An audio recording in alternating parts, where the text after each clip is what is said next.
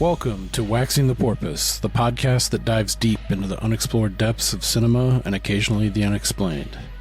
This week, G-Baby and the usual suspect Steve are back and proud to welcome special guest and friend of the show, Ricky Ticky Randew from the Straight Chilling podcast, a man of profound insights and fellow found footage aficionado, to discuss the dread-soaked manifestation of generational guilt and supernatural foreboding, like Mungo from 2008. Join us as we discuss sleepwalking and night terrors, the deeply unsettling creep factor the film espouses via themes of depression, dread, and the inevitability of death, and meander through some of our other greatest hits in the found footage subgenre, such as the likes of Blair Witch, Noroi, The Curse, and Creep 1 and 2. You can fuck that sky high.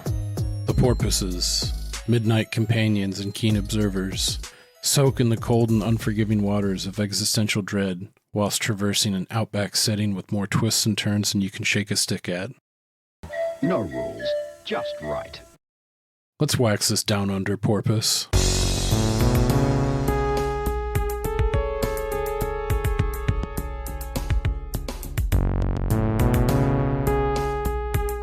Chase, don't do that.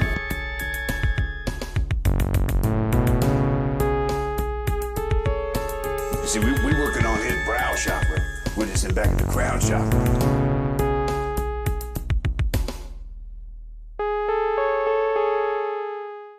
Took a trip to Cape Cod and I couldn't resist but to grab some Narragansett while I was there. Narragansett.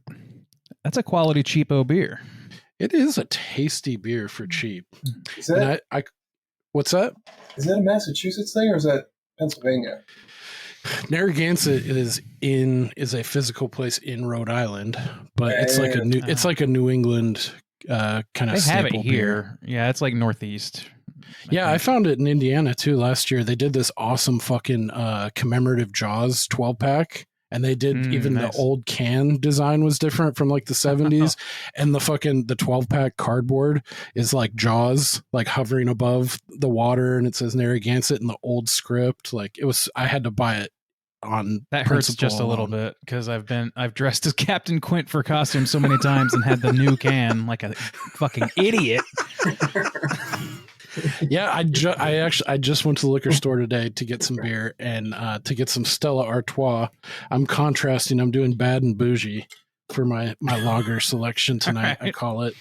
But yeah, I saw the Jaws can. I was like, fuck yeah, because I did it last year around 4th of July, and it was an impulse buy immediately. But cool. Did they go yeah, full retro and get the old like pull tab? No, they didn't go that far. That sliced somebody's finger off once and they're never doing it again. Yeah, lawsuit. Dude, honestly, I remember when cans didn't have the wide mouth. And was just, I remember when Pepsi came out, like it was like this big gimmick. And like, dude, I couldn't imagine going back to that like little narrow mouth hole on a can. It's an American-sized hole now. Yeah. I need this faster. Yeah, I feel like I remember some of those wide mouths even had like a air speed slot on the side, like a carb.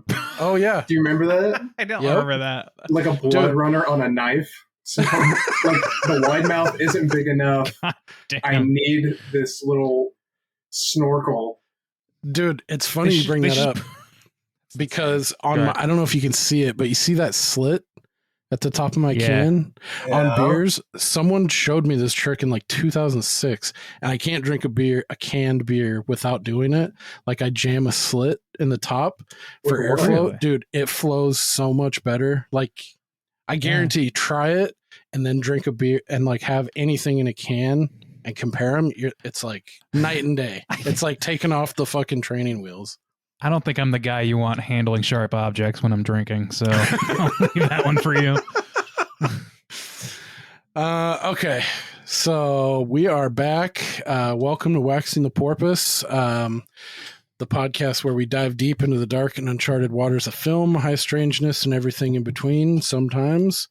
This evening, we cordially invite you to join us on this episode 96, where we'll be discussing the horror mockumentary / maybe in the realm of found footage subgenre, Lake Mungo from 2008.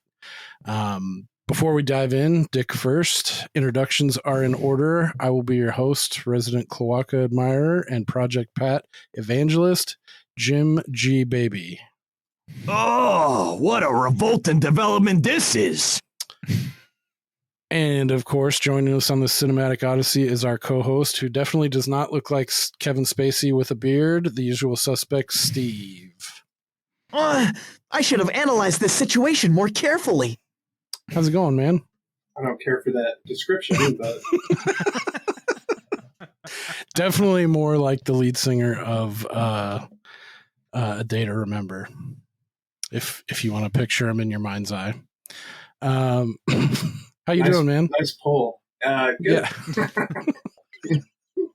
I mean, honestly, you're the spitting image. And last but definitely not least, we are pleased to welcome back a special guest who needs no introduction, but we're going to do it anyway.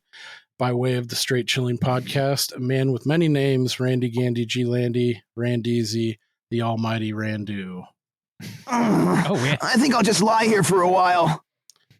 How's it going, man? It's all right. Almighty's a new addition. I like that. The implication is right there, right where I want it to be, I think. It's the implication. Those fun bumps, by the way, if you were wondering, I found an insane soundboard from a little-known PlayStation 2 Teenage Mutant Ninja Turtles game that is fucking gold. It's a gold mine. So I might sprinkle some of those in throughout the episode. Cool. So yeah, we're here to talk about Lake Mungo. Thanks again, Randy, for joining us. I'm really stoked to talk about this one with you, especially. Do you want to I always forget this part. I'm on my game. Would you like to please plug Straight Chillin', tell the folks where you're from? For sure, and we'll make sure and get your medal in the mail for you. I'm from the Straight Chilling Podcast. My boy Jim here is a frequent chatter. I don't know, frequent participant on our Slack channel, and an old buddy. And so I'm happy to be here and chit chat about some found footage and adjacent type filmage. So excited to do it. Straight Chilling Podcast. It's everywhere. It's everywhere. You can't avoid it. I certainly can't avoid it. Lord knows I have tried. It's the bane of my existence. Yeah, thank you for joining us. This one, I in particular, I know you're a big found footage head, and I know, like, in my head, I thought there was a little bit more found footage aspect to this, and it kind of just gets lumped in because mockumentary horror is so niche of a subgenre. I think it just kind of globs on, but this is definitely more of like a mockumentary style. It's not really any found footage to be had, but we'll put it there for now. But Steve, first of all, I know you haven't seen this. Had you heard about it? Had you been aware of this in any way? Nope, not at all. Okay. And let's see. When did I see this? I probably saw this maybe 10 years ago. So around 2014, 2015-ish. And I've seen it a handful of times since then, but it's been a while since my last watch. And it just always stuck with me. Randy, what's your history with Lake Mungo? Have you ever seen this before? I have, yeah. I think I've seen it twice, maybe 3 times. And I was trying to do the math on the first time. I want to say maybe 2018, something like that. So a little bit like that. That'd be about the 10-year mark for this movie of existence. So definitely went under the radar for me for a long time. Cool. Yeah, this one is one of those films, like recently we've talked about, especially with indies, there's some hemming and hawing about when it actually came out, but this one came out officially in 2008, and then it was screened for a film festival in 2009, and its first US release and went straight to DVD in 2010. So it's one of those ones with like, you can kind of throw a dart and put what date you want on it, but it's officially 2008. And it's, like we said, it's an Aussie film. It's an independent film shot, produced in Australia. It's a very, very somber, grief-filled kind of fear of death, haunting kind of picture. Yeah, this one it always stuck with me, like just like the feelings of dread, and the soundtrack especially with this one, just always like kind of been in the back of my mind, like, God, that's a creepy, like in that found footage realm.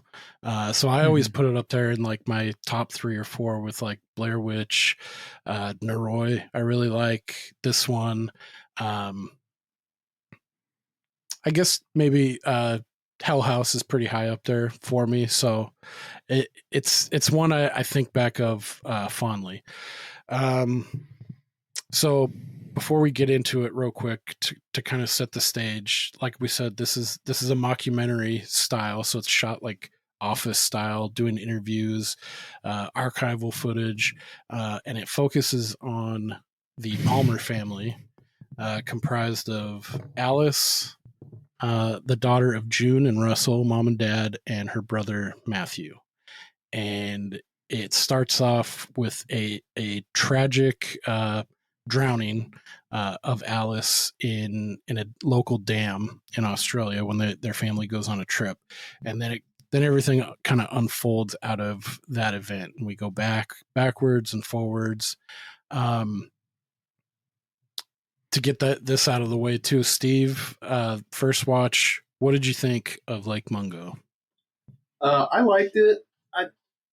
Okay, look, I think it was I think it was fine. It didn't really grab me. It could be because I kind of thought it was going a different direction than it was, and then it took a little bit of a hard right turn, and then when it tried to sort of veer back into the original sort of theme, it had just kind of lost a little bit of that umph for me.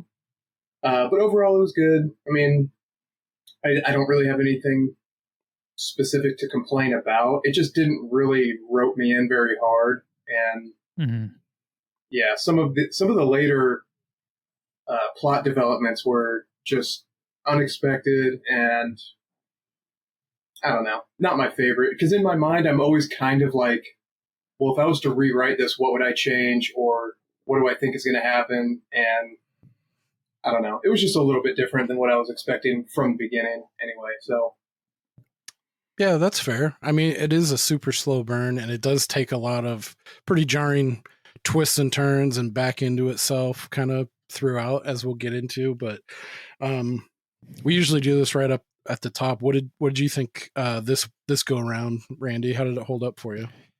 It holds up great for the most part. Like this is a movie that I was like, I had a really strong reputation from people that are into found footage. Whether or not it fully fits that label is, trivial to me. But like it definitely has like a hidden gem reputation, and I think that's earned. I still think that's earned. I think this has a lot of great things going for it, more good things than bad. But I will say that it was hampered a little bit this time around, just because, like, I guess I fixated a little bit more on some of the things, like little things, like the similarities between this and Twin Peaks. There's like very clear references to Twin Peaks, and also just like full cribbing of some of the aspects, some of the like plot turns of Twin Peaks, which is a bit of a weird thing. I don't know. Like, I guess it just hits a little different on third watch now that I know like where all those pivots come. But man, the performances are still great. Like, it's an incredibly immersive film, and I definitely, like, for my part, like, it's as much found footage as Blair Witch Project is to me, because it's about making me feel like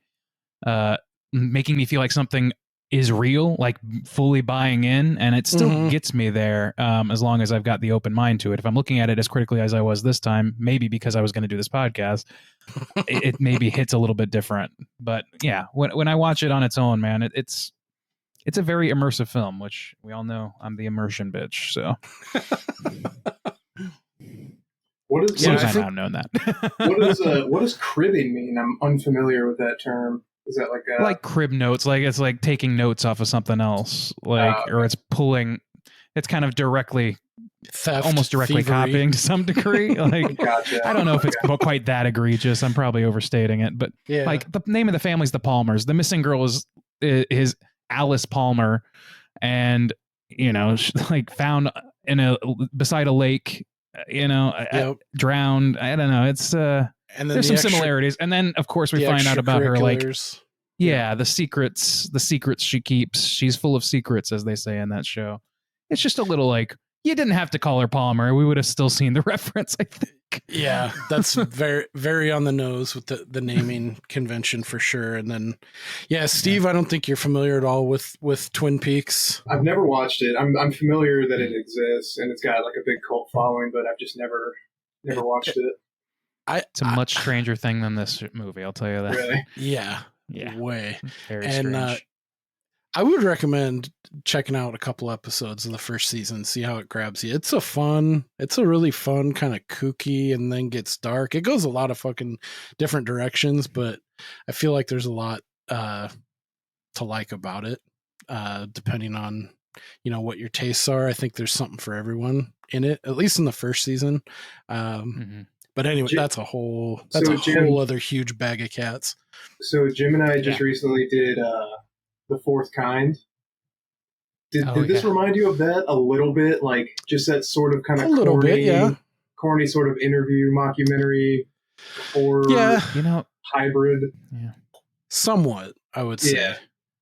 I give this one a little bit more credence because I feel like this movie plays it a lot more straight, whereas Fourth Kind's definitely got a little bit more Hollywood running through its veins, kind of thing. That one I feel like goes off the rails pretty hard. Yes, it definitely jumps the shark for sure. I have a hard time remembering that film. That's not the best sign. I know I've seen it more than once too. So yeah, shout out to our gals Anna and Hannah at Cinema Slab. They had us on for Fourth Kind a couple months back, and that was a fun revisit. But I remember watching it younger, like when it came out, and it freaked me the fuck out in the theater. Yeah, I think we had a similar experience where we both hadn't seen it in like 10 years. Yeah. And as we started the rewatch, we were like, wow, I don't remember this being so cool. And then by the end, it's like, oh yeah, I remember this kind of sucking. Yeah, it definitely lost its luster over the years, I will say. I think that just goes with like getting older and kind of shedding some of your naivete a little bit. Sure. Yeah. But it was still fun. But like compared to this, like, this movie, like Mungo, definitely plays it a lot straighter. And I mean, I'm not without my faults this watch either. Like, I'm a big proponent of this. I tell people, check it out. That's even anyone that's even like vaguely interested in this kind of subgenre. I recommend it. But yeah, I think too, like preparing for a podcast, I try not to get too like get into it and analytical and pick things apart, but I can't help myself at the end of the day. So there were a couple things like problem areas that kind of stuck out this time to me. I guess namely just right off the top, one of the things that kind of stuck with me is I wish there would have been a little bit more fire underneath or like emotion from particularly the dad. Maybe that's being a dad myself now. Like, I have a child. I feel like he plays it a little too kind of loosey-goosey in terms of emotion. I would have liked a little bit stronger presence. The only part I kind of got in like that dad revenge porn is at the end when he asks him, what if he saw Brett? It's like, oh, if he was around the corner, I'd probably throttle him. Even then, that kind of fell flat to me a little bit, like, and even the mom too, and the brother. I just emotionally, I wish they would have charged that up a little bit. But I weirdly got like a little bit different feeling from that. Like that's fair, I think, because they are more subdued than somebody who's like grieving their child might be. But I also I think because it felt more authentic to a documentary format to me a little bit, because usually, at least, not usually, that's not even true, but a lot of times when you're interviewing people about even tragic events or whatever, they've already processed. You know what I mean? That's so fair. To some extent, I kind of I see it as part of the authenticity of the movie. If it was more Hollywood-esque in the events of the film, then I might be a little more dubious of it and been like, well, why not amp up the acting a little bit? But I think them playing it kind of like as if it's just like a sore ache rather than a knife in the heart is somewhat appropriate. Yeah, that's fair. And I don't mean I wish they would have like cranked it to 11. Sure. Just subtly, just slightly. There was a couple points where I felt like it could have been played a little bit more. I do think the dad was the most detached for sure. Yeah. Yeah, but they did allude back to, because I don't know when this is supposed to, like these interviews. I think it's like a year or two. I was trying to pull that too. It seemed like maybe a year or two after the actual. When it took. Sorry, go ahead.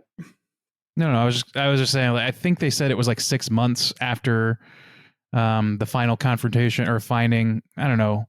Whatever the final situation was with Alice, they sold their house in 6 months, and that's the last thing we see is them moving out of the house. So I think it was like a year and a half to 2 years after her death, if my timeline is correct. Yeah, that's kind of what I was thinking in that kind of range. Well, because the dad is telling that story about like seeing her come into her room, and then the mom and brother find him like bawling, like breaking down, like so he's got he had his moments, I'm sure, but when he's talking about like, I just put myself into my work, Yeah, there was a couple points, even like people.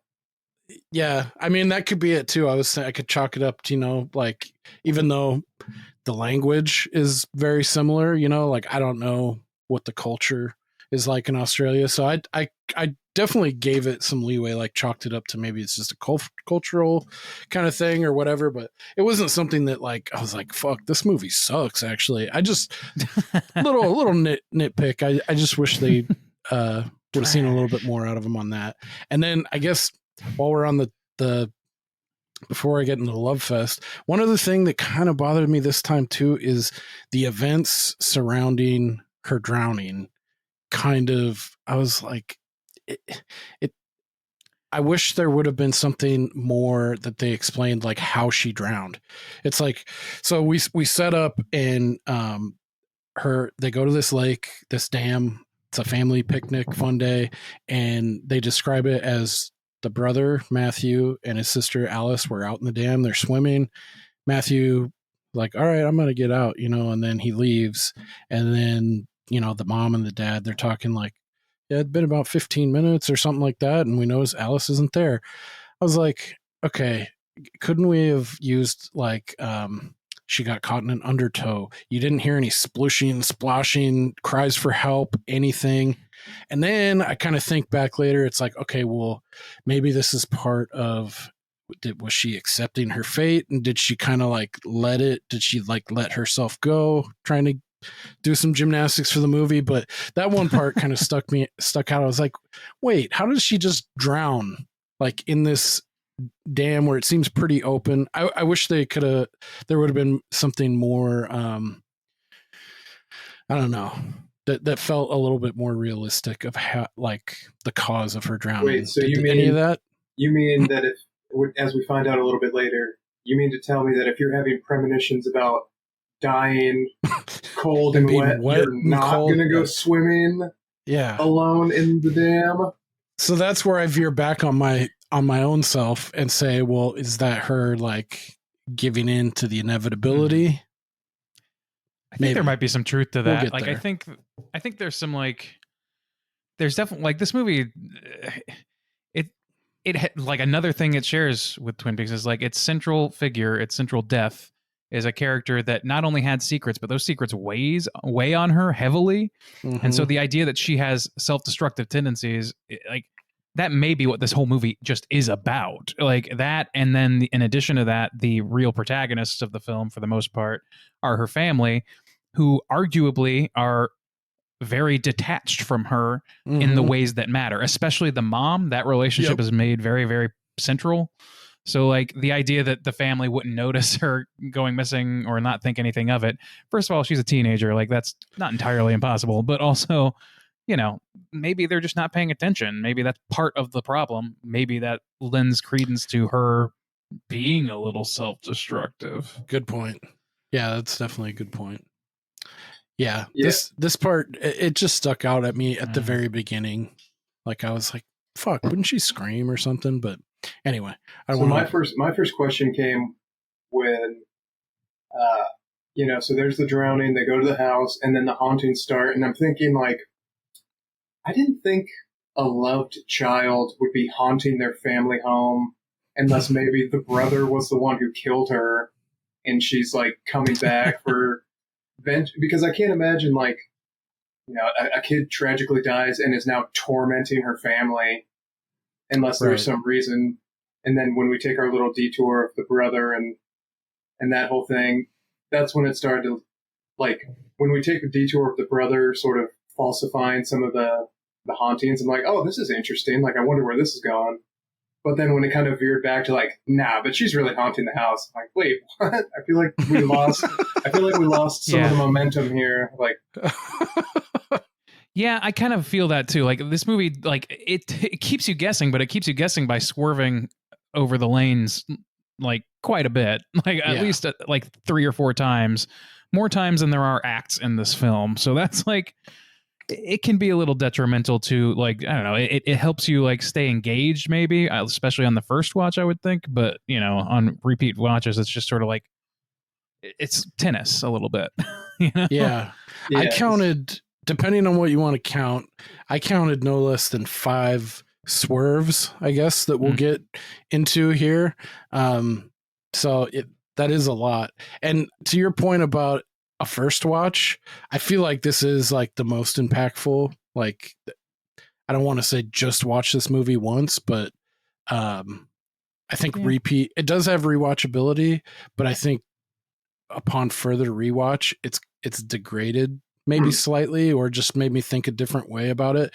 Whereas the first time, it was, that experience was kind of singular, and I almost wish I hadn't seen it as many, like maybe this is the 5th watch, because that first watch, was really impactful to me. But I guess the closer you examine it, it's one of those ones that opens itself up, perhaps. But I mean, it's horror in general is fucking subjective as shit, just like comedy is too. So, I mean, your mileage may vary in terms of rewatchability. I mean, there's dog shit that I love to watch over and over again. And so, what was I gonna? Oh, okay. So I guess to get back on track loosely, I guess. So after Alice dies, the family starts encountering some weird shit, noises, odd things going on around the house. Seemingly emanating from Alice's room. And then the first part that really hooked me in, that was like, oh fuck, this is creepy, is the mother, June. She recounts her recurring nightmare that she continuously has of Alice walking through the house, still dripping seemingly from the dam incident, waterlogged, and would come and stand at the foot of her bed and just stare at her. And she says, it got to be so bad I just closed my eyes because and then she ends up like, I didn't even want to be in the house at night. And she goes on these walks, and even I thought it was a weird touch how they emphasized that she wanted to be a part of someone else's family or of their household. So she would just walk into other people's homes and like sit in their living room ostensibly for a while just to get out of her. I mean, that seems pretty extreme. Like there's something else going on, but that's very fucking creepy. Like the idea of having, I've never had night terrors or anything like that. Like I seem to recall, I think Randy, you've had a couple of those in your past, and yes, still that freaks me the fuck out. Yeah, it should. Like, it freaks me out, and I wake up, rested as hell every time I have one. So it doesn't truly impact me until the next morning. I feel bad for Beck though, because I have woken them up. Does it happen? It happened not nearly as much as it did when I was a kid. Like I think that when I was a kid, it started when I was like 10 or something, and it was like I don't know, like maybe a few times a month for a while, and it was a very stressful time in my life. I was going through chemotherapy and all this stuff, and I think that like it really is triggered by lack of sleep or forcing myself to stay up later than I ought to. And so like I don't do that to myself very much anymore, but when I do, that's when it happens. So I would say like a few times a year. Oh, wow. And you have no memory at all of unless I'm woken up during it, and then I just get like sleepily embarrassed and go right to bed, and Beck stays up for like 3 hours trying to come down. Yeah. Oh man. Have you ever had an experience like that, Steve? No. I think we've talked about it before, but when I was quitting chewing tobacco, I was doing the nicotine gum, and I didn't find this out till afterwards, but apparently one of the side effects of nicotine gum is sleepwalking, because I never really. Apparently my old lady looked it up because I scared the shit out of her a few times, and yeah, I like locked myself outside one time and was like banging on the door to come back. It was, dude. I went into the front room, turned on the TV, and was just like standing there staring at it asleep. And she came out and was like, "What are you doing?" Dude, that's the other side of it. Like yeah. witnessing that, like being someone's partner and seeing that would be fucking freaky as hell too. Yeah. Dude. I don't know how Beck does it personally. Like they talk in their sleep occasionally, but it's like, most of that like, kind of shit's pretty funny though when people are talking gibberish and stuff. Like, but if I saw someone like standing and like staring at something, or like a zombie knocking at the door, that would freak me the fuck out. There's been at least one case where Beck has woken up to me like leaning over and going like, bah! Like 5 inches from their face. So I have no defense. Like, throw me need the mercy of the court on that one. Damn. That's wild. Yeah, it sucks. Yeah, this film is full of those kind of like unsettling, like creepy, like it's not like the typical horror gore monster in your face, like just like an unsettling, like a look, or of like seeing a reflection in a mirror, just like someone standing there on its face. It's like, how could that be scary? But I mean, the way it's depicted in this film, especially with the soundtrack, I feel like is a huge part of this. The music that they use and the mood that they create is just like well, I like that it's a whole different kind of horror. The super like abrupt jump scare stuff. It's like, hey, look at this thing, and then slowly like zoom in and get creepier. Yeah. I like that. I like that more. Yeah, me too. Like when they're examining a picture, and then later on where it's like there's the fake, but then it's like the whole time like off to the right, and they zoom in slowly, and it's the real Ghost Alice. It's like, oh god, like it's crazy how something like so I don't know what the word is, like I wanted to say docile, or just like it's just there. Benign. Yeah, benign, that's the word. But it just like slowly wrenches it up. It's like it's looking into your soul, like somehow.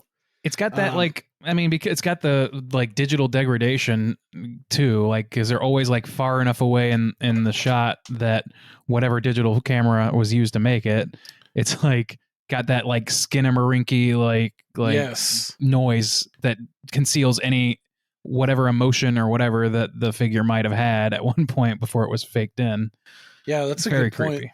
As opposed to it being in like 4K ultra resolution, like it would lose something there without that like kind of grainy effect. Which your face is trying to, or your eyes are trying to identify the face, what the face is communicating to you, because biologically we're hardwired for that, and it just can't do it. It just can't do it. So it's like your brain freaks out. Like one of those fucking Magic Eye posters. Remember those? I never saw. I never like could get it ever. Really? Never. They're all sailboats, I'm told. No, that's false, because I clearly remember a blue whale. No, yeah, that was one. It was probably like I was probably 60% on looking at those. I could like zero in, your eye gets that wobbly twitch, and then it fucking comes into frame. Those things are like the bell in that Polar Express movie where the older you get, the less likely you are to see it. Like you just can't see it anymore. When I was a kid, I could see all of them. Like, yeah, what's wrong with you, Grandma? What the fuck? Yeah. But now I couldn't do it either. Like, Damn, I'm Or if really it just fucked then. Because I never saw gave me them. a you might stigmatism. be, or maybe you'll Benjamin Button it. Maybe you'll see Yeah. it on your deathbed and be like, finally, and you can rest in peace. A schooner. You can finally let go. I saw the magic eye. This would be dramatic last words. You gotta. Yeah. It's a That bunny. would if you didn't know what a fucking magic It's a eye fucking bunny. Grandpa said he saw the magic eye. Whoa. Yeah. So we get back into the family, like we talked about. Russell, the dad, throws himself into his work. Stoic, definitely key word for him. That's I put dispassionate. Like it just that kind of. I wish it would have just been dialed up to like 6 from a 4, maybe. But then again, you know, for him particularly, maybe he's trying to be strong for the family. It's a cultural thing, whatever. But then he has his own story where he recounts a freaky incident that they don't come back to, I don't feel like. But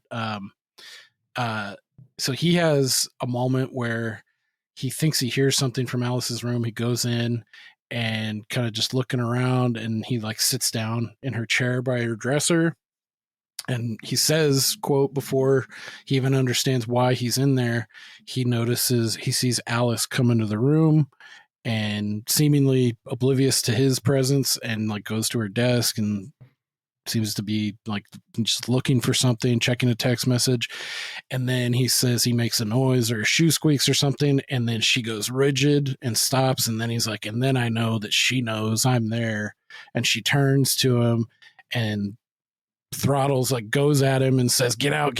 And he leaves, and he's all freaked out. And that's when, like we say, the family finds him sobbing and just inconsolable. It's like, that must be like, we're in the realm of like suspension of disbelief trying to go with this movie. Like that would be fucking intense. And I'm surprised that they didn't, maybe not, but maybe it's not integral, but I feel like that would have come up at another point, like when Ray Kamini comes into the picture. But yeah, I mean, still that doesn't really sway him. It doesn't seem too much into buying in to like there's ghosts in our house and stuff. Just a really fucked up thing. But they do go to links to like they interview his coworker who's like, yeah, he's a real stand-up guy.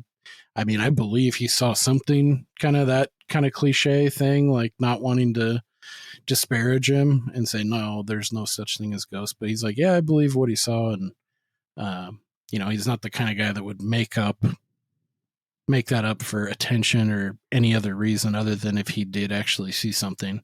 But then it just kind of starts piling up. Like there's more kind of weird shit going on in the house.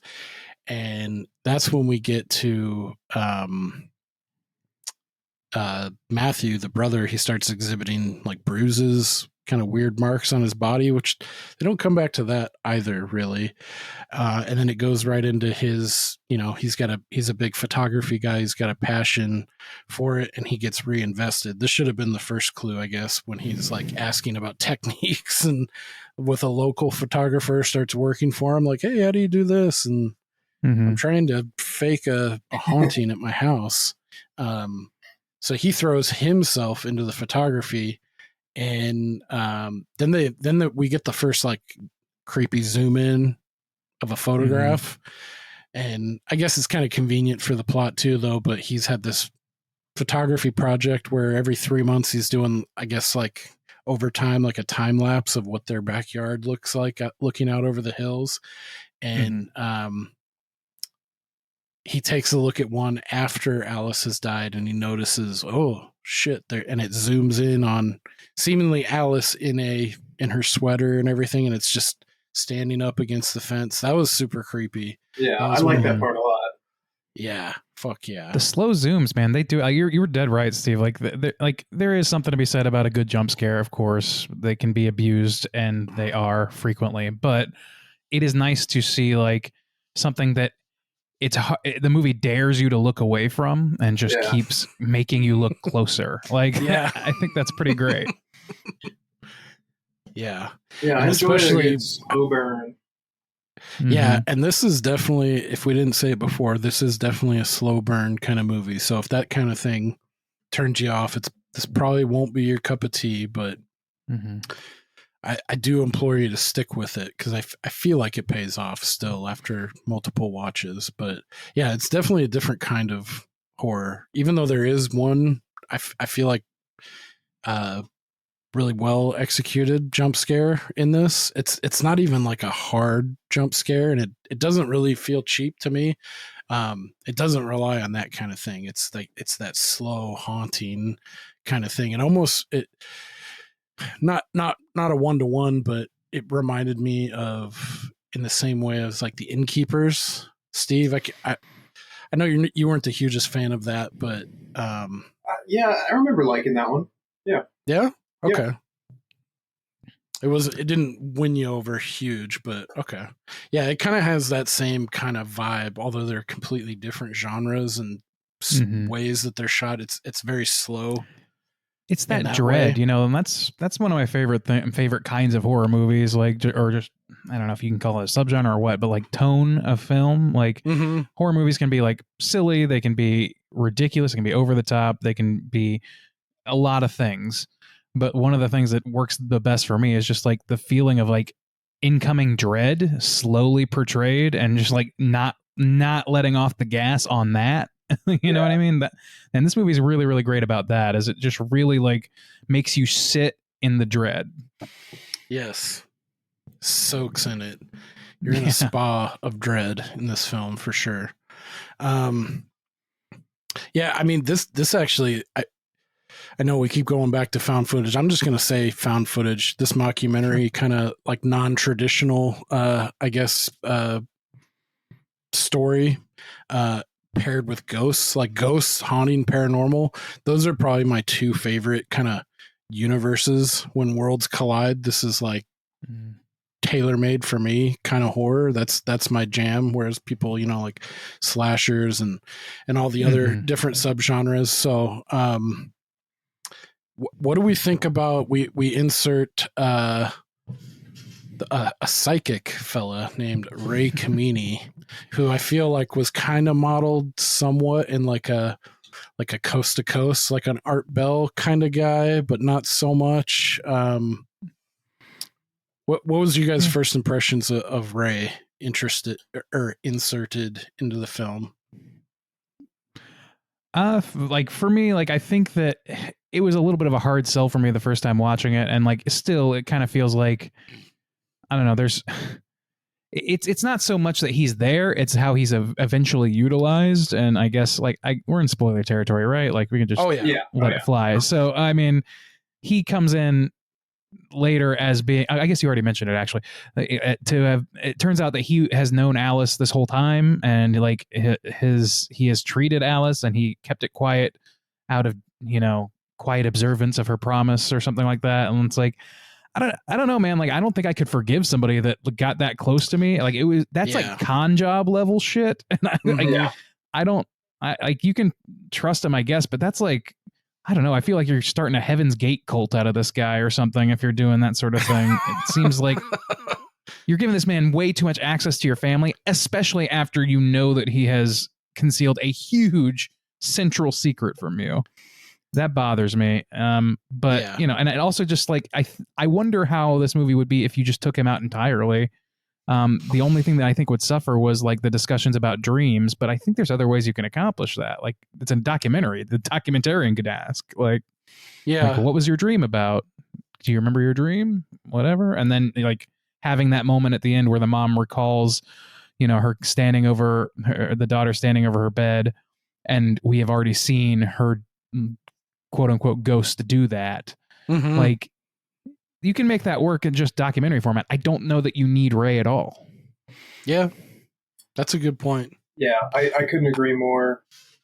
The psychic was just pretty annoying the entire time. And I feel like it sort of paid off in the end, like when you're talking about where he's paralleling both the mother and the daughter, sort of having that, their experiences are overlapping. Cool. But the way you described it is perfect. So, but when they first introduced psychic, I'm trying to remember chronologically where it is, because shortly after the Alice Outback picture, there's the guy who sees her at the dam. Yes. But it's after that, but before we find out it's the brother, right? Yeah. They do the seance, and in the psychic, when they find that she's in the house or whatever, I thought it was weird because he said something like, "Huh, that's weird. I've never experienced this before." It's like, oh, so you're just a charlatan, and this is the first time you've ever experienced something for real. Yeah. But then, we find out. He does kind of give himself up where he's like, yeah, I've never seen a ghost before. And like, I actually like that. I do. Like, I like that a lot because like the thing is he's a medium who might get like transmissions from beyond. He's not a guy who sees ghosts on film every day necessarily. Yeah. I guess I just that's how I took it anyway. Yeah. I think I just put him in like the scam artist category of like a pest control guy who comes out, doesn't actually do anything, but just sprays and is like, oh shit, I've never actually seen a termite before. It's like, well, dude, that's supposed to be like your that's thing, your deal. But then, I can see. But Go then, ahead, sorry. if I get the chronology right, the thing that really threw me for a loop is the brother then confesses to fabricating a lot of this stuff, and then he goes on the road trip with the psychic. Like, what the fuck? That was when it really took a weird turn for me. Like, wait a second, where's this going? I feel like I don't know if they were backed into a corner, like narratively, that they had to like get him away to be able to show you, hey, there's still fucked up shit going on, and there's no way that Matt could have, been either one of them doctoring, or Ray could have been doctoring the footage. So I kind of felt that this time, like. It was like a very obvious, like, we have to get them apart. Oh, he's going on a fucking, a consult psychic tour of Victoria, the Victoria coastline. That's the kind of thing that, like, for me, like, it makes perfect sense what you guys are saying. Like, it's fair to critique it on that level, but at the same time, like, there's something about the performances and the way that everything is presented. It's the immersion that I get from watching this that helps me, like, bridge that gap for myself. So like I see Ray at that point in the movie, like he's very much ingratiated into the family. Everybody, even the dad who's not down with mediums, he's like he's just kind of like part of the family. He's helping them cope or whatever. Yeah. And so their son gets caught doing this awful thing and he needs to get the fuck out of town for a while. And Ray's like, you know what? I'm going out of town. You can come with me. It's a little weird, but I'm like, if they've actually gotten this close, sure. And then you find out that he also had past interactions with not Laura Palmer, Alice Palmer. And and it's then it becomes creepy to me. That's when it falls. I was like, well, so you're just, I don't know, seducing this whole family. I don't know what's happening here anymore. He brings up the confidentiality, that kind of. I'm like, come on, you're working an angle, fella. That doesn't exist. That is a dead girl. It's a dead girl, and this is her parents who you're living with. Like, What if he took the kid with him and was like, "You are really good at faking supernatural shit. We are taking this show on the road." Yeah. If it works for the Warrens, it'll work for us. Yeah. This kid is a cash cow. Way to go, Shelfer Brains. You're so That is dumb. an excellent bump. I'm so glad it's taken this long for you to drop another one of those. Dude, I always have these grand plans, and then I get into like what we're talking about, and I'm like, fuck, I had like 19 bumps that I fucking slaved over to use, and I never use them. So dude, every week it's that way. That's why you hear so many bumps at the beginning of our show, and then by the middle, it's just like no bump to be found at all. I can't even find my fucking soundboard. I'm sorry, Steve. No, you're good. I mean, so this is where it it veers away from being really interesting to me, but it's still like, where are we going? But then it veers back to like, well, we set up cameras when we were gone. Guess what? Shit's still haunted. Oh, and guess what? Fucking weird neighbors in the house. Like, what is happening? Like, what are we doing? You know, where exactly is this going? This really threw me through a loop the first couple watches. And was I just forced to watch child pornography? Is that what happened? Dude, it's pretty graphic, man. I didn't remember it being so graphic. Yeah. It's definitely softcore for sure, at minimum, in one scene particularly. But yeah, Setting. So we come to find that while Matt and Ray go on their tour of Victoria, they make sure. Before I left, I set up the cameras for 3 days or 2 days or whatever it was, and then it catches some weird shit. And then the mom, June, catches, they catch some weird shit, and then she starts going back through the old footage, shit that was doctored.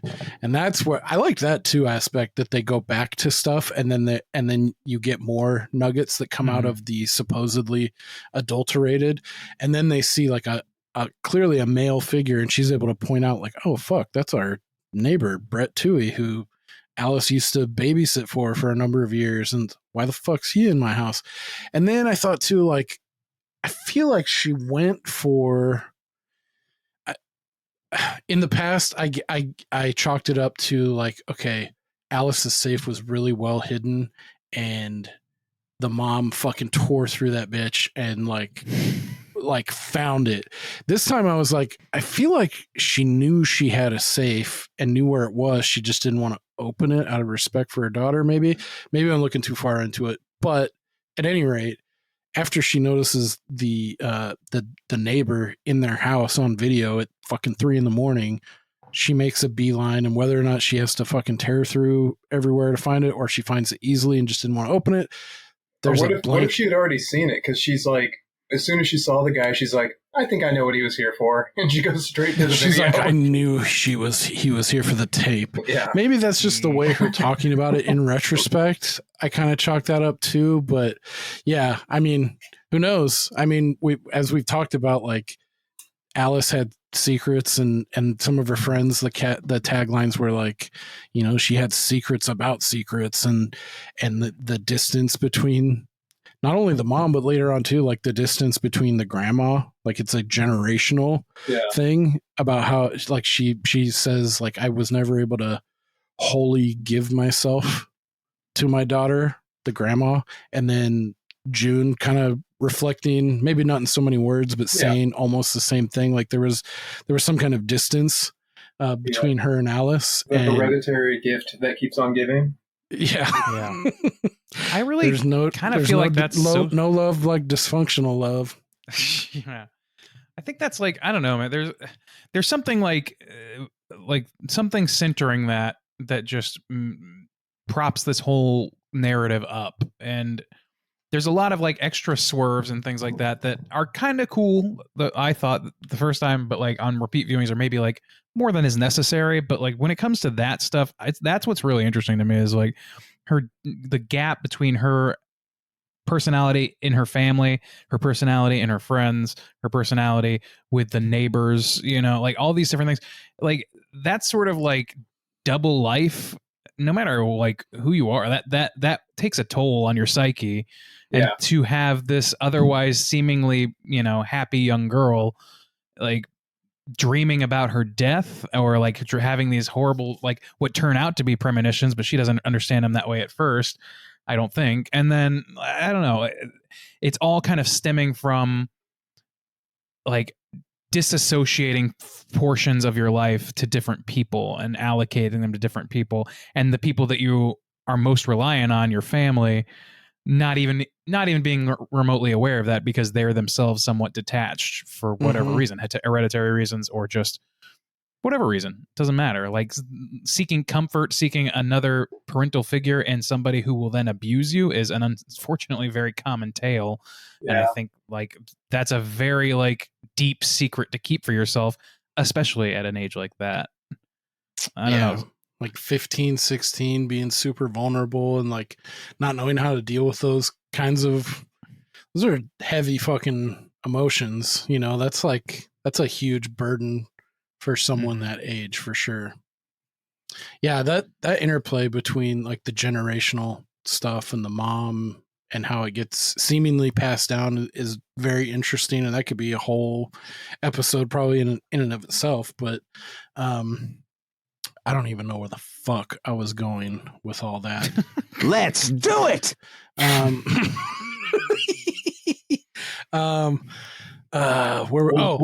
is the also videotape. where it takes like an interesting turn. Also, where I couldn't agree with you more. Where it's really diving deep into like the inner family, weird emotional relationships or distance or whatever. But then it goes to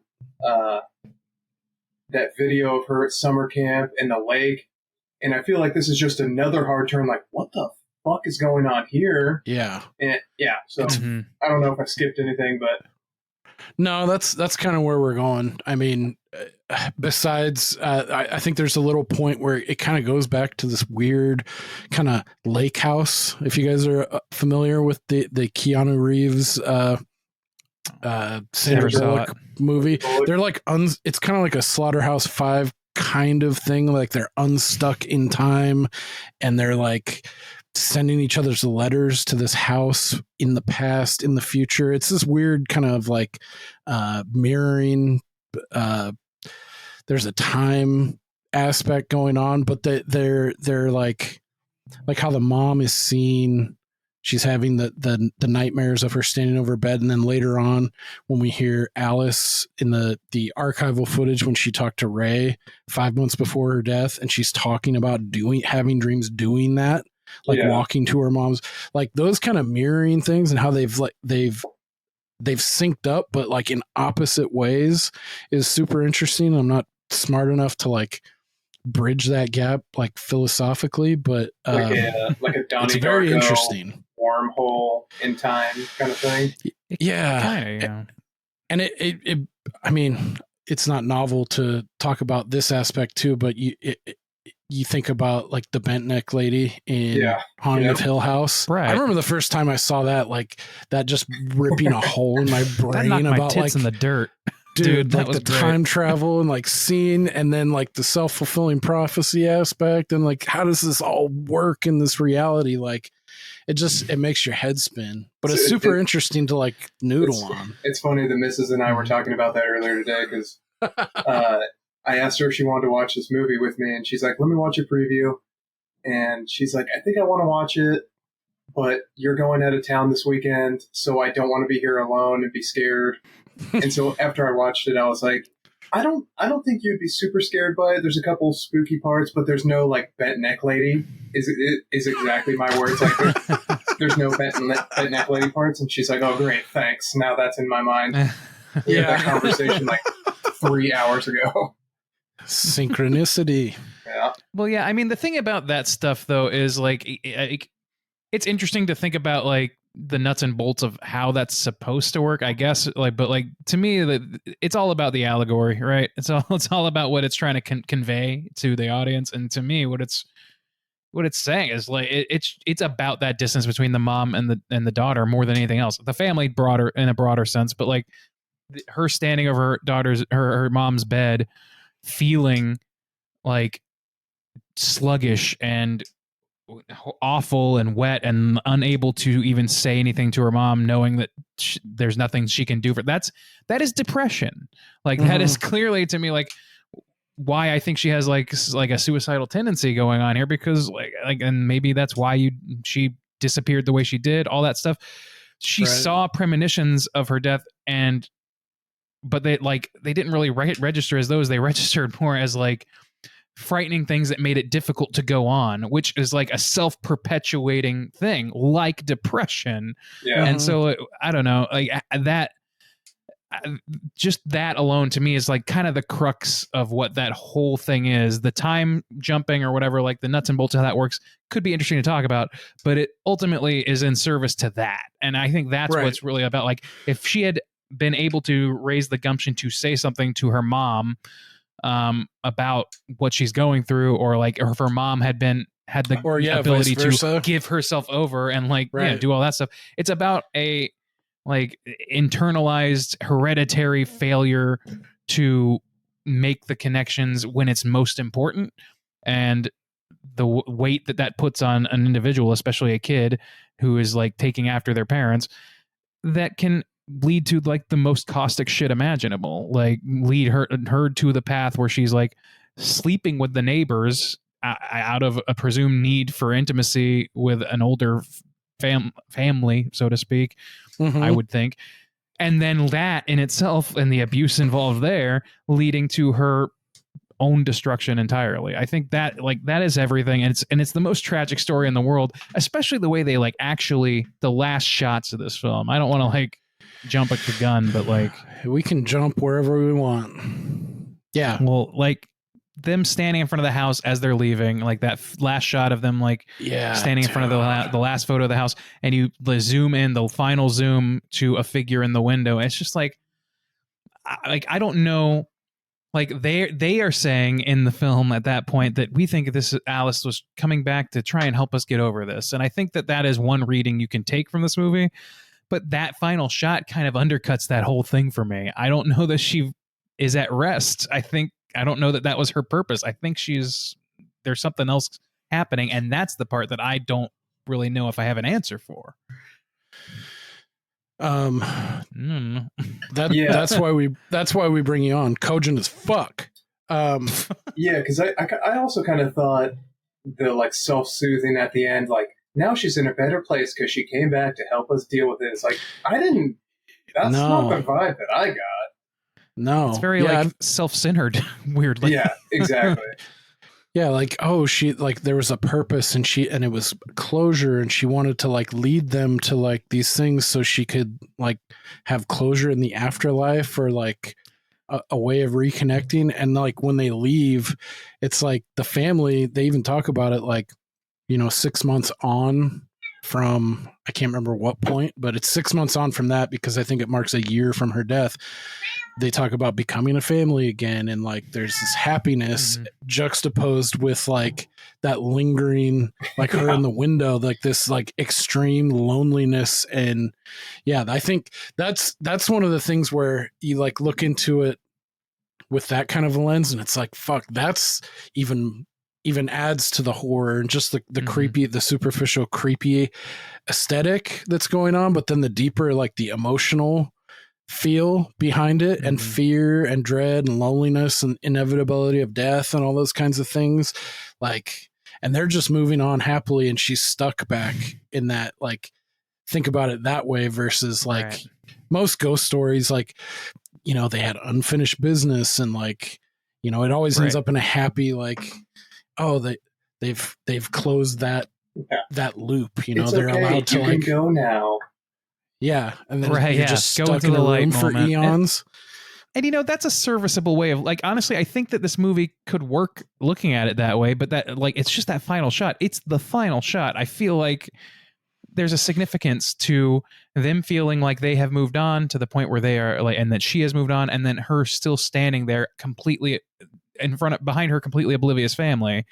Like, I don't like, it's hard for me to parse like with square it with the rest of the film, even because like it would make more narrative sense the way they portrayed things if she had like buried these things, like the tape, the video of her seeing her own corpse.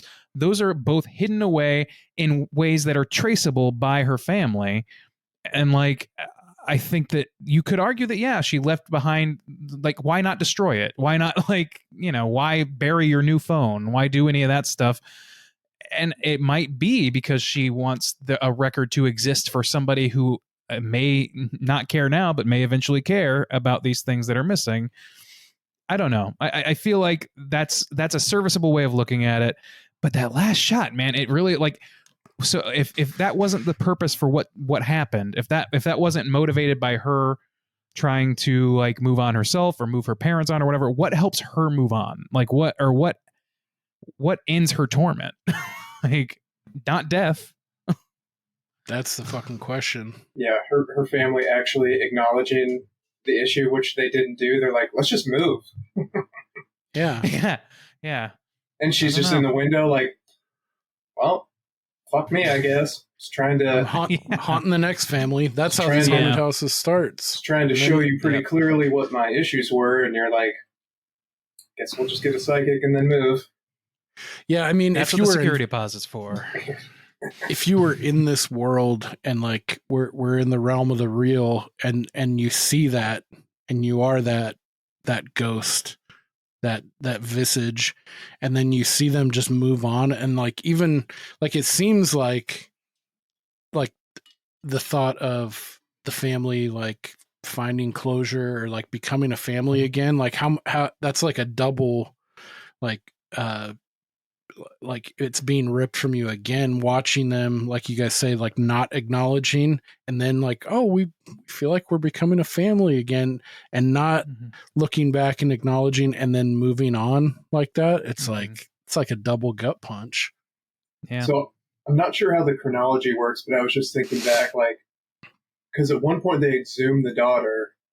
And Yes. Wouldn't it be funny if the brother was just making all this shit up, the haunting didn't exist at all, but then as soon as they dug her up, then it like woke her spirit up, and then that's when all the haunting shit started to happen. They shouldn't have built a pool on top of her grave. Big mistake. Yeah, that could have been definitely an interesting angle for sure. I could like, see that's what an angle where spurs that. it. Oh, sorry. No, like that's the catalyst for everything. That could be interesting. I could see a version of this movie where the brother's a creeper in some capacity. I mean, he already like the way that they portray him. He is also pretty dispassionate. I think that's a conscious choice because the father is, and they're both throwing themselves into something, like you pointed out, Jim, and like I don't know, like, but him also not being able to get over his sister's death or whatever. It could easily be like something more insidious going on. I don't think that I would have liked this movie nearly as much if they did that. Yeah. Because like that just seems like, I don't know, that seems like the Shyamalan coattail riding twist more than a narrative decision, you know. But I mean, that's my first watch. I think that was what I was thinking. Maybe that's what the film wants you to think, because he's doctoring things and like he has some kind of ulterior motive, or he's got some like darkness. Maybe there's more to the story that involves him as we go along, but as it turns out, it's not. He was just, I mean, even the mom even says, I don't even know if he knows why he did that stuff. And I his kind of buy explanation, yeah, I do too. And it does, at the same time, it does seem kind of flimsy, but I mean, maybe more to her point, he doesn't know why he did it. Like his explanation for it, like it was better to have something than nothing. And like, I think they also kind of, weird. That's weird too. But I feel like they seem to insinuate that because the dad saw the body and he was able to get closure, and he even says too, like, I think it was a mistake that the mom didn't come and ID the body because she never got that kind of closure, seeing like the hard physical reality of what happened. I feel like they tried to insinuate that he was trying to help maybe bring her to that closure by exhuming the body, and so she would see, but I don't know. They don't really expound on that, but it did seem like flimsy the way, like his reasoning. I think his reasoning, the way he put it, was somewhat evasive, and the mom obviously saying like, I don't know if I buy it fully. Like that's clearly meant to give us pause to question it. But to my mind, like the answer to that question, the simplest answer, the Occam's razor for that is, because we know what we know by the end of the movie. By the end of the movie, I was like, okay, well, this is a kid that wanted to find a reason that his sister isn't dead. They wanted to find, to plug that hole with even a fanciful pretending game. Like, I don't necessarily see it. It could have been like they could have made some plot point about it being like, I don't know, him trying to like make conceal something or make a living by being a ghost hunter or some shit like that. They didn't do anything. Like, the most likely thing is that this kid who lost his sister needs to delude himself psychologically into at least having pretend moments in his day where this bleak reality isn't what it is. So Yeah, I don't know. mean, That's kind of how I take it. Because as dispassionate as he was, he does say, and they mention how close they were as brother and sister. And then, another friend also said, he was always pretty quiet, so it wasn't super weird that he kind of shut down a little bit after the death too. He was still quiet. So maybe that was just part of his personality too. But I mean, they do make an emphasis to point out and like show archival pictures that they were close. So yeah, to that point, maybe that was just his way of trying to keep her alive or fill that hole, like you said, of her loss. And that's actually maybe another critique I would have is like, so much of everything we've talked about of the way this movie shakes out depends on the family not having a complete, like not necessarily having a complete, not giving themselves over, that the way that they put it in the movie, like having a distance between each other, keeping each other at arm's length, all that stuff. And there is so much footage of them just having a good time. And it's like, I understand part of me is like, that's great for immersion because that is the stuff you film. But I would love to get a couple more shots where the daughter rolled her eyes at her mom or something. Like little things could go a long way there. Well, to counter that, there were a couple photos like where they flash where whether it was intentional or not, I did feel in a couple shots where I could almost like extrapolate that moment, and it seemed like the mom was distant in a couple pictures when she's just like glances and looks. But I mean, that could just be me. That was my impression. It might be the movie telling you that while you're seeing it. You know what I mean? Which is fair in a movie like this. But right. I just wish there was like, there's so many little shots of them like jumping all over each other, walking down the street or whatever on Super 8 for some reason. And like, all this shit like that. You get like just a couple of quiet shots of them, like maybe arguing in the next room and the camera then just panning over to the birthday kid or something. I don't know, whatever it is. Like, like you don't explaining that as you're seeing it to like sort of ambiguous shots. Again, it's like maybe a little more realistic, but that's the kind of realism that makes it a harder sell rather than an easier sell. Steve, did I cut you off? I feel like I did. No, I didn't want to interrupt. I was just going to say that I think part of the reason why I thought the brother might have, like in the first half an hour, I thought maybe the brother killed the sister because he was like jealous of the attention she was getting or whatever, is also part of the reason why I thought that is because he didn't really seem very guilty after the fact. And I know if I had a sister and we were swimming together and she drowned, I would blame myself like, oh, fuck, I shouldn't have left her, know.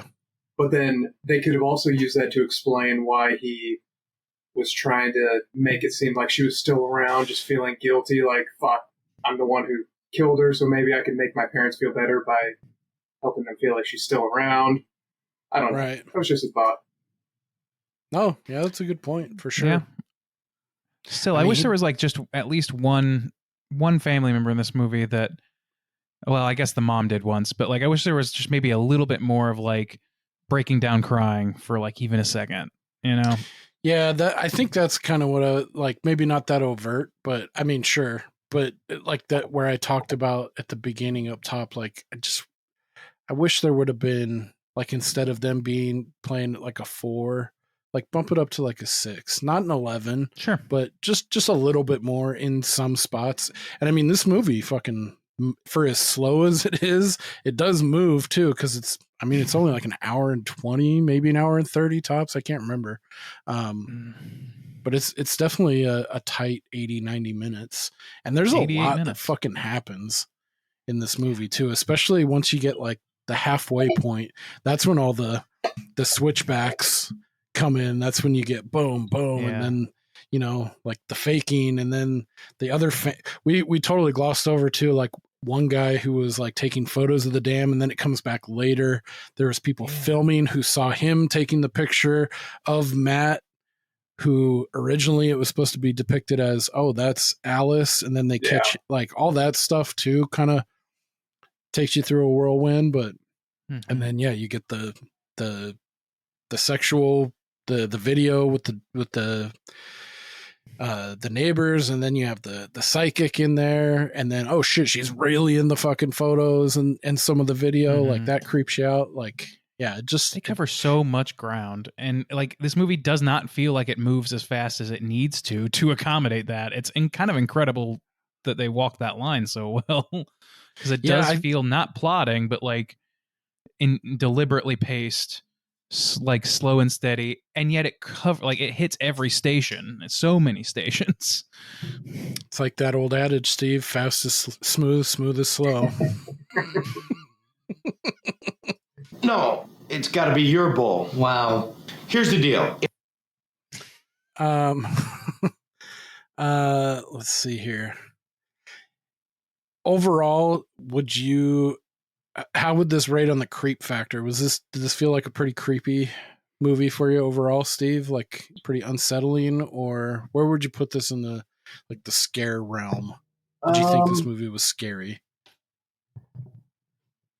No, not for me. I don't think I'd say it's scary. I mean, it had a lot of potential in the first third, I would say. But then kind of what I was alluding to earlier, when it switches gears, I lost quite a bit of it. But then when it switches back to that same gear, it's like that tension that had been building, it's no longer building. So when it switches, like, oh, the brother's lying, he must have some ulterior motive. And then when it switches back to the actual haunting, it's like, well, we're not back to where we were before. Now we're kind of back to zero for me personally. Like, I don't know. That's fair. Yeah, I think I'm in the same camp as you, Randy. Like the idea of like the dread, the slow zooms into the photos, the uncertainty. It just, that kind of stuff gets my goat. Like it's like, I remember being in the woods as a child, like going camping and like just having like this idea, like where you're so distanced from civilization, and like you go and see, and there's just rows of trees and everything. It's like, what if there's like a fucking creepy witch like 20 yards away, and she just like peeked out at you and no one else saw it but you? And it's just like that horror of seeing that, like not like a visceral like a werewolf jumping out and gutting you. Yeah, seriously. Yeah, that's why I won't do mushrooms in the Baba woods. Yaga's out there.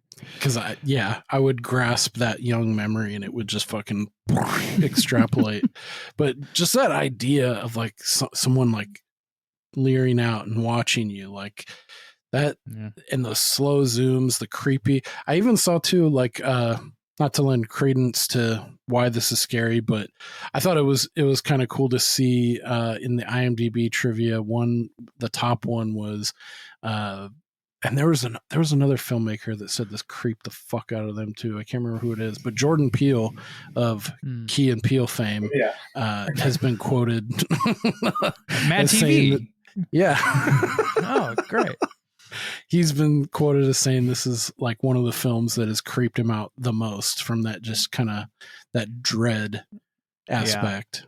Yeah. That creeping dread, man. It's hard to do really well, and I think this movie does it really well. Like the tone of this movie, even with all the like dings that we gave this thing, I still like it's creeping dread mixed with real sadness by the end, and it's like that's a pretty potent combo, and it doesn't need a lot of like flash for that to work. It does it all like on a pretty shoestring budget, I think. 1.7 million budget. Like that like dread, that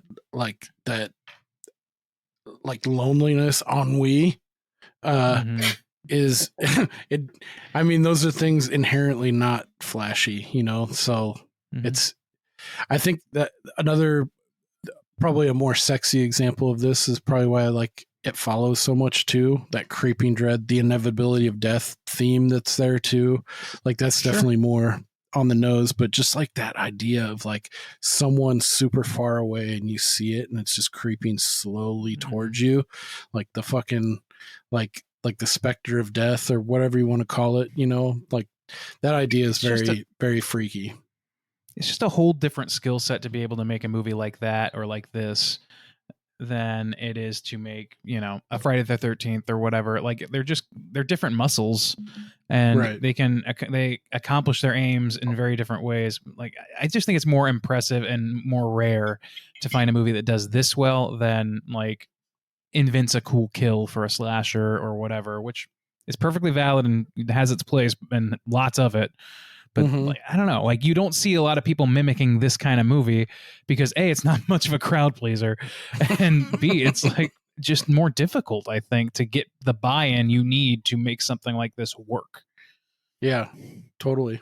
Well, Another one I especially thought now, of. like Oh I yeah, feel like these days nobody's going to attention have the patience spans for and that. Yeah. yeah, not even getting into like the whole like the capitalism of it all, like the viability, like Yeah. trying to get butts and seats, and like the economy of, you know, trying to get something financed like this. And yeah, that's a whole other bag of cats too. But another movie I thought of that was a total blind spot, and I think someone on the Slack, Simon, had recommended and you guys covered, was Butterfly Kisses. That was one I had never seen. That one's definitely it's not this in the same vein as this, but it definitely has some creepy aspects that tap into this kind of milieu, as it were. Yeah. I mean, that movie, like I had some problems with that movie overall because it was playing like with metatextual stuff, like, and it was like it's tough to kind of like do both, like to do something this sad and ennui filled, like you say, to make it sell as like a found footage point of view, and also to give it metatextual properties as well. Like that's a pretty tall order, and I don't know that they nailed it, but I was kind of hoping that they would they would just build on the meta in the next one and like make it a documentary about the filmmaker of this, who wrote himself into the script already, talking about that. But unfortunately, that director, Eric Christopher? I'm looking it up now. Eric Christopher Myers, I'm sorry. He passed away, unfortunately. So we're not going to get more of that. And that was real sad to hear. I was looking forward to seeing what he came up with next. Yeah, rest in peace. Not to bum everybody out, but well, it goes with the theme of this film that we've just discussed, for sure. But yeah, that I totally forgot what I was gonna fucking say. Yeah, Butterfly Kisses was another one. Oh, like just like the indie aspect too of this, like is worthy of note. Like making something on a shoestring budget like this. I mean, it's an Australian film that they typically don't get a lot of play internationally. They're kind of like it's a very niche film industry, unless it's like your Furiosas of the world, which is very on topic right now.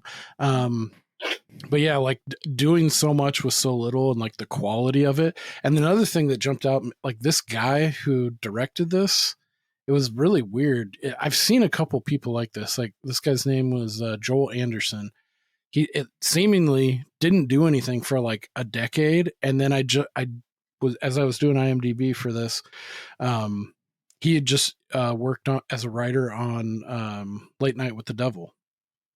Oh no shit! Yeah, yeah, he did. And it's like there's this huge. I think he did a couple short films in the following the next couple years preceding this or after this film, and then there's this huge gap, and then he works on, you know, Late Night with the Devil, and it's very strange that he didn't go on to do more, you know, based off even the cult aspects of this film, you know, like even 5 years later, you know, like.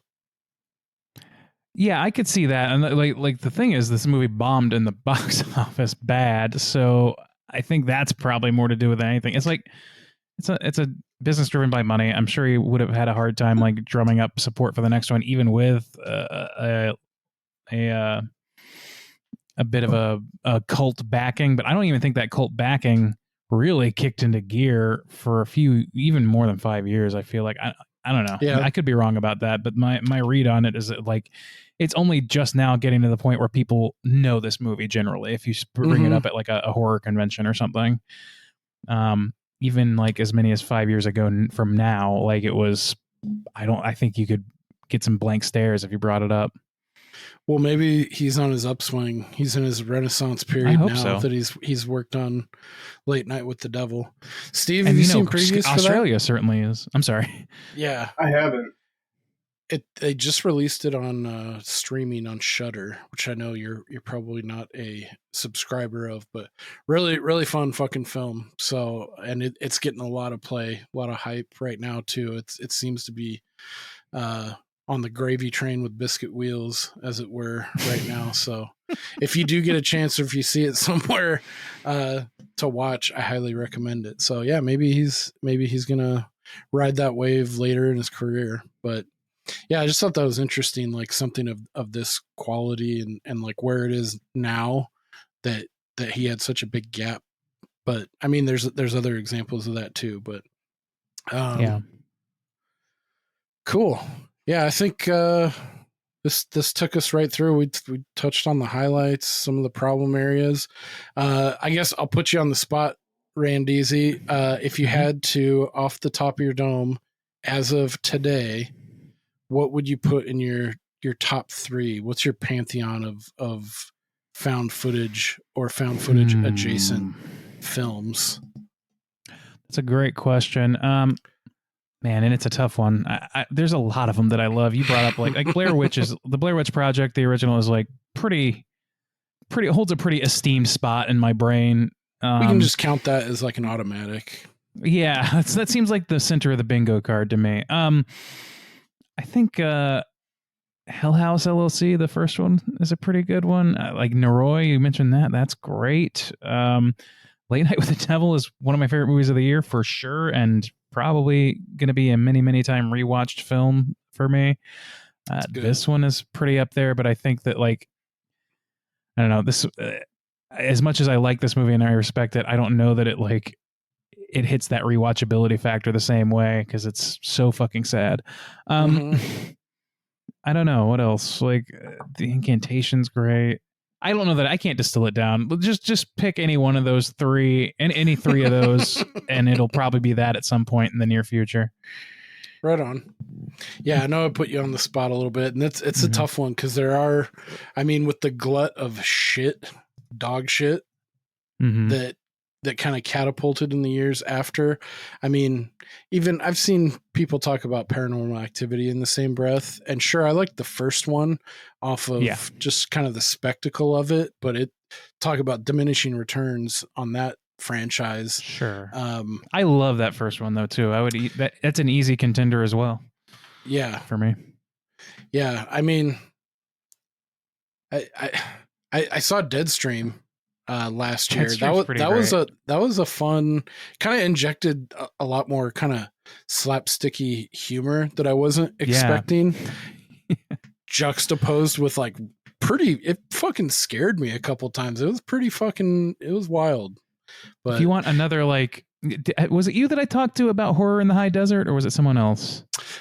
That was mentioned. I can't remember who mentioned it, and I just went off. I scuttled away on my own, and I fucking watched it immediately. And dude, that is actually a good pull, because that does kind of remind me of this in the way that it's so slow and. But well, and it's like truly a documentary style thing too, rather than like like straightforward found footage. Dude, that end part fucking knocked my balls off, dude. Like, it was some kind of creepy. It's that face, just in the distance, and like it's the same sort of deal, yeah. Oh man. Yeah, I watched the sequel also, because I was like, me yes. Too. I was like, give me more of this. And I was a little let down, but I heard there's a third one in the works or coming.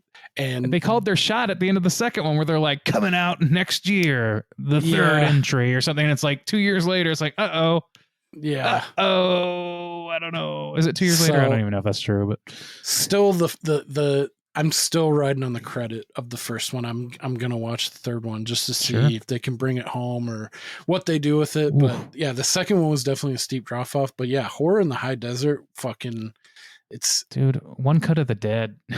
I'm looking things up now. Just straight up. You can go into a rabbit hole. VHS, like that. I still haven't seen the last broadcast, but there's so many. There's just too many to count. Troll Hunter. Troll Hunter's great. There's one I watched, Antrim, that had some hype around it. That one kind of let me down. I wasn't a fan, but like the idea of like cursed film, something along those lines, is really interesting. I'd like to see someone pull that off and do that, like something about like an actual like haunted film or something like that, or like that would really scratch that itch for sure for me. Check that one out. If you want to hear, if you listen very closely, you can hear when I say this, my co-host Bob's head exploding. Creep, the film Creep, with Mark Duplass. Dude, I think not as bad as he says. I think Steve Dogg might like Creep a little bit. There's some like really like it's morbid, a sick movie. It is sick as fuck, but there's some moments in Creep and Creep 2 that I found like inadvertently or like unironically like really funny. Yeah, for sure. There's one scene in particular, like when he tries to scare the lady and he's just so hardcore and she's not scared at all.